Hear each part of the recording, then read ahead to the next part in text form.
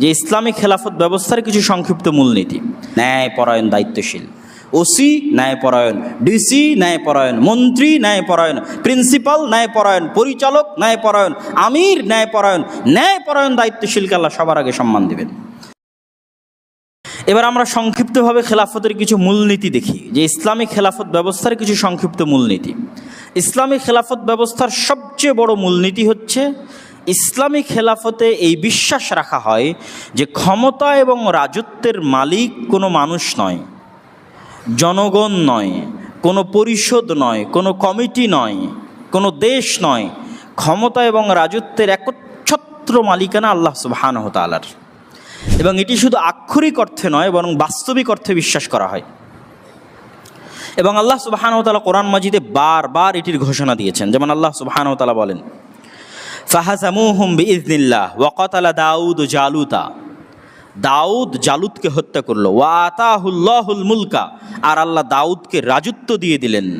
ওয়ালাউলা দাফউল্লাহিন নাস বা'দাহুম বিবা'দ, আর আল্লাহ যদি একজন শক্তিশালী দিয়ে আর একজন শক্তিশালীকে পরাজিত না করতেন, লাফাসাদাতিল আরজ, তাহলে পৃথিবী ফাসাদে পরিপূর্ণ হয়ে যেত। তথা ফেরাউনের স্বৈরাচারী ব্যবস্থা যদি টিকেই থাকতো, পৃথিবী ধ্বংস হয়ে যেত। আল্লাহ সুবহানাহু ওয়া তাআলা মুসা দিয়ে ফেরাউনের স্বৈরাচারী ব্যবস্থাকে ধ্বংস করে দিয়েছে।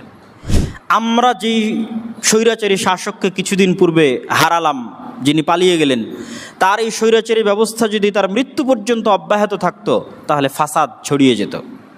তো আল্লাহ সুবহানাহু ওয়া তাআলা কখনোই কাউকে চিরস্থায়ীভাবে পৃথিবীতে রাজত্ব দেন না।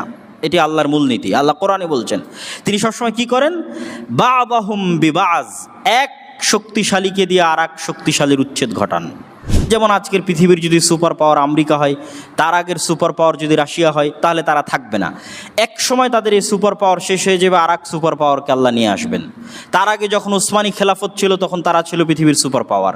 তো এই যে আল্লাহ সুবহানাহু ওয়া তাআলা ক্ষমতার পালাবদল ঘটান, এটি পৃথিবীতে ক্ষমতার ভারসাম্য রক্ষা করার জন্য, মানুষের মধ্যে শান্তি এবং নিরাপত্তা রক্ষা করার জন্য আল্লাহ ঘটিয়ে থাকেন।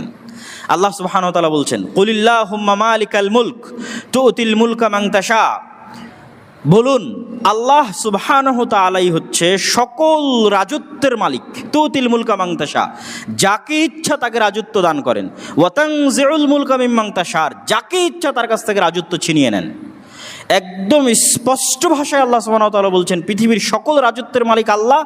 যখন যাকে ইচ্ছা রাজত্বে বসান, যখন যাকে ইচ্ছা তার কাছ থেকে রাজত্ব ছিনিয়ে নেন।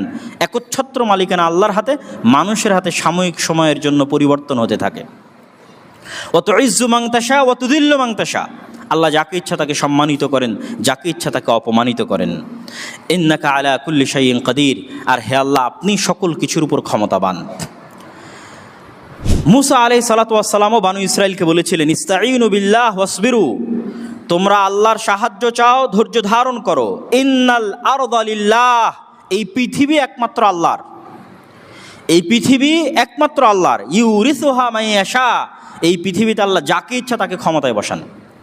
আর অসংখ্য আয়াত আল্লাহ সুবহানাহু ওয়া তাআলা বলেছেন, লিল্লাহি মুলকুস সামাওয়াতি ওয়াল আরজ, আসমান জমিন এবং তার মধ্যে যা কিছু আছে সকল কিছুর উপর একচ্ছত্র আধিপত্য হচ্ছে আল্লাহ সুবহানাহু ওয়া তাআলার। সম্মানিত উপস্থিতি, তাহলে ইসলামী খেলাফত ব্যবস্থার মূল বিশ্বাস কি? যে ক্ষমতার মালিক কোনো মানুষ নয়, কোনো জনগণ নয়। ক্ষমতা মানুষের কাছে সাময়িকভাবে আসে, স্থায়ীভাবে ক্ষমতার একচ্ছত্র মালিকানা আল্লাহ সুবহানাহু ওয়া তাআলার হাতে। ইসলামী খেলাফত ব্যবস্থার দ্বিতীয় সবচেয়ে বড় মূলনীতি হচ্ছে মানুষের সমতা এবং মানুষের জান ও মালের নিরাপত্তা। মানুষের সমতা এবং মানুষের জান ও মালের নিরাপত্তা। ইসলামের নিকটে, ইসলামী খেলাফত ব্যবস্থার নিকটে মানুষের জান ও মালের নিরাপত্তা এত উপরে যে সকল হালাল হারাম হয়ে যেতে পারে মানুষের জান বাঁচানোর জন্য, আর সকল হালালও হারাম হয়ে যেতে পারে, হারামও হালাল হয়ে যেতে পারে মানুষের জান বাঁচানোর জন্য। তথা ইসলামের সবচেয়ে প্রায়োরিটি হচ্ছে মানুষের জীবনের হেফাজত করতে হবে, মানুষের ধন সম্পদের হেফাজত করতে হবে, মানুষের রক্তের হেফাজত করতে হবে। তাহলে ইসলামী খেলাফত ব্যবস্থায় দুইটা জিনিস সবচেয়ে গুরুত্বপূর্ণ, একটা মানুষের সমতা, আরেকটি হচ্ছে মানুষের জীবন। যেমন মানুষ যদি মারা যায় আর ওই অবস্থায় যদি শুকুরের গোস্ত থাকে, তাহলে শুকুরের গোস্ত তার জন্য খাওয়া হালাল।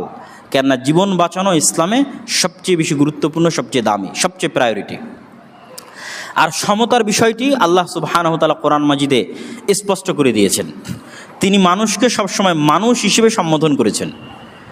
যখন তিনি মানুষকে সম্বোধন করেছেন তখন মানুষ হিসেবে সম্বোধন করেছেন। ডোম, চামার, মেথর, মুচি, বানু ইসরাইল, ইহুদি, খ্রিস্টান, মুসলমান, যত গোত্র, যত দল, যত রং, যত বর্ণ, কে সাদা কে কালো, সকলকে আল্লাহ সুবহানাহু ওয়া তাআলা এককভাবে সম্বোধন করেছেন। ইয়া আইয়ুহান নাস, এই মানুষেরা, হে কালো আফ্রিকান মানুষেরা, হে সাদা চামড়ার ইউরোপিয়ান আমেরিকান মানুষেরা, হে বাঙালিরা, হে পাকিস্তানিরা, হে আফগানিস্তানিরা, সৌদিরা, যে যত কিছুর উপর ভিত্তি করে বিভেদ হয়ে আছে, সবাই আল্লাহ সুবহানাহু ওয়া তাআলার নিকট মানুষ। কিভাবে?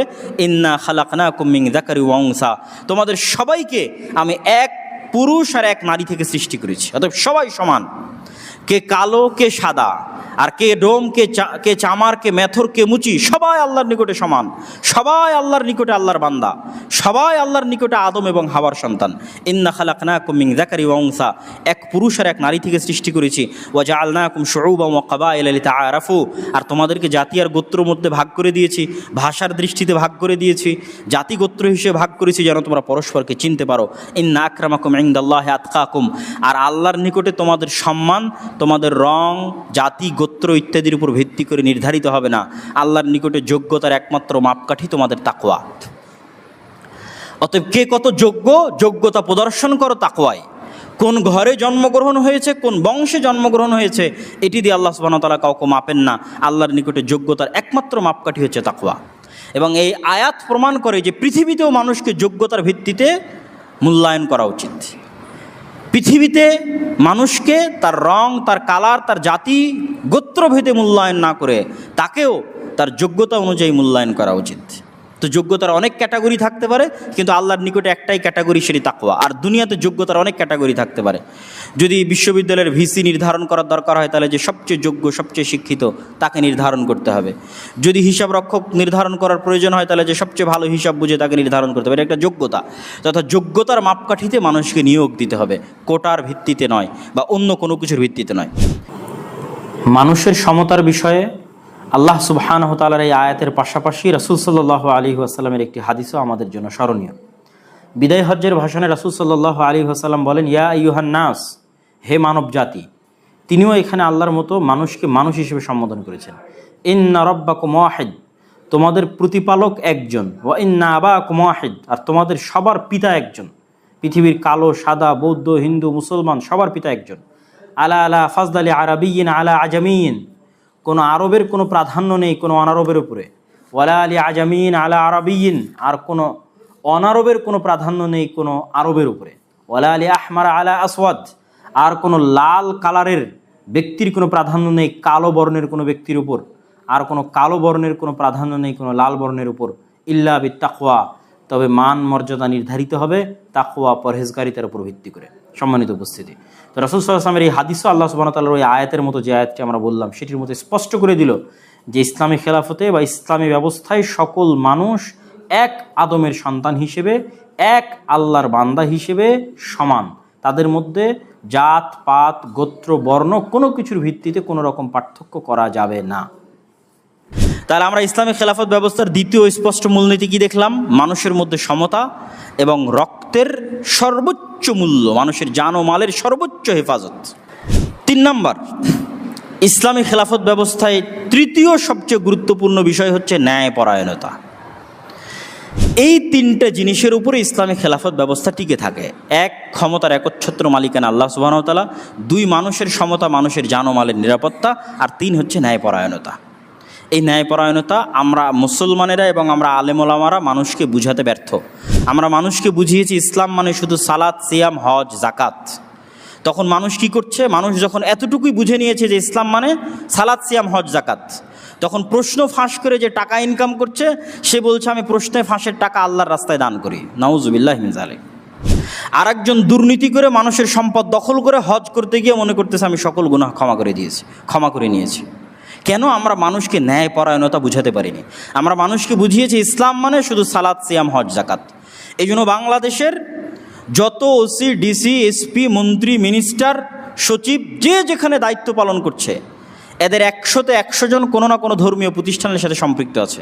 হয় জালসার প্রধান অতিথি, বিশেষ অতিথি, নয় মসজিদ মাদ্রাসার কমিটি। আর অন্তত 60 থেকে 70% মানুষ হজ এবং উমরা সম্পূর্ণ করেছে। আর অন্তত 30-40% মানুষ সালাত আদায় করে। কিন্তু আপনি এই একটা মাপকাঠিতে তাদেরকে মাপেন যে এদের কতজন ন্যায়পরায়ণ। এই যে যতজন হাজি, সালাত আদায়কারী, মসজিদ মাদ্রাসার কমিটি, ওসি, ডিসি, এসপি, মন্ত্রী, মিনিস্টার, সচিব, এরা কতজন নিজ নিজ দায়িত্বে ন্যায়পরায়ণ, অথচ তারা দাবি করছে আমরা মুসলমান এবং তারা মনে করে নিয়েছে এই সালাত সিয়াম দিয়ে তারা জান্নাতে চলে যাবে। এই ব্যর্থতা আমাদের যে আমরা তাদেরকে বুঝাতে পারিনি যে ইসলাম মানে সবার আগে ন্যায়পরায়ণতা। ইসলামের সর্বোচ্চ স্থান হচ্ছে ন্যায়পরায়ণতার। আল্লাহ সুবহানাহু ওয়া তাআলা নিজে ন্যায়পরায়ণ এবং সত্যবাদী, নবী রাসূল পাঠিয়েছেন ন্যায়পরায়ণ এবং সত্যবাদী। এই দুটো বিষয়ের উপর ভিত্তি করে ইসলাম টিকে আছে, সত্য আর ন্যায়পরায়ণতা। ইসলামের প্রত্যেকটা বিধান সত্য এবং ন্যায়। যেমন চুরি করলে হাত কাটতে হবে, এটি সত্য এবং ন্যায়, এটা অন্যায় নয়। আল্লাহ সুবহানাহু ওয়া তাআলা নিজের উপর যেই বিষয়কে সবচেয়ে কঠোরভাবে হারাম করেছেন সেটা হচ্ছে জুলম, অত্যাচার। ইন্নী হারামতু যুলমা আলাইয়া। আর তিনি নিজেকে ন্যায়পরায়ণ হিসেবে ঘোষণা করেছেন। এই জন্য পৃথিবীতে যত মানুষ ন্যায় পাবে না তাদের ন্যায় দেওয়ার দায়িত্ব আল্লাহর কিয়ামতের মাঠে। যদি তিনি ওই সমস্ত মানুষকে কিয়ামতের মাঠে ন্যায় না দিতে পারেন তাহলে তিনি রব হিসেবে মিথ্যুক, নাউজুবিল্লাহ। কিন্তু তিনি তা হবেন না, এটাই তার ওয়াদা।